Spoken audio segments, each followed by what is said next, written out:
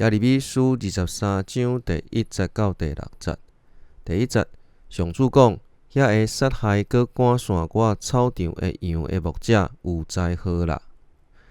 关系遮个着牧养上主子民的牧者，上主以色列的上帝安尼讲：恁无照顾我的羊，佮甲因赶散，恁着知我要因为恁的歹行为甲恁处罚。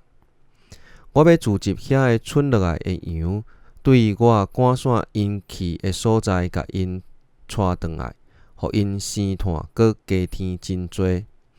我要派新的牧者牧养因，我的羊群无搁失胆惊吓，连一只都袂失落。上主安尼宣布。上主讲：时日伫要到，我要互大笔的细虾发一支公义的旗，以治国显明，伫即个土地实行公平甲正义。因为伊的执政，犹大要得到解救，以色列人民会当安居乐业，人会甲伊叫做上主是阮的公义。